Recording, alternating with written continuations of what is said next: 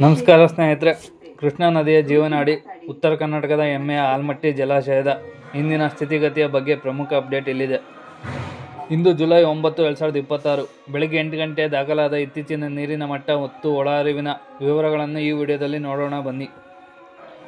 ಸ್ನೇಹಿತರೆ, ಭಾರಿ ಮಳೆಯ ಅಬ್ಬರ ತುಂಬಿ ಹರಿಯುತ್ತಿರುವ ಕೃಷ್ಣಮ್ಮ ಹೌದು, ಆಲಮಟ್ಟಿಯ ಜಲಾಶಯಕ್ಕೆ ಇದೀಗ ಭಾರಿ ಪ್ರಮಾಣದ ಒಳಹರಿವು ಶುರುವಾಗಿದೆ.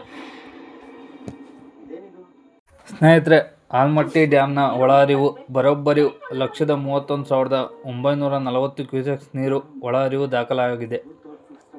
ಪ್ರಸ್ತುತ ಡ್ಯಾಮ್ನ 44,695 TMC ನೀರು ಸಂಗ್ರಹವಾಗಿದೆ. ಜಲಾಶಯದ ಸ್ಥಿತಿ ಸದ್ಯ 36% ಭರ್ತಿಯಾಗಿದೆ.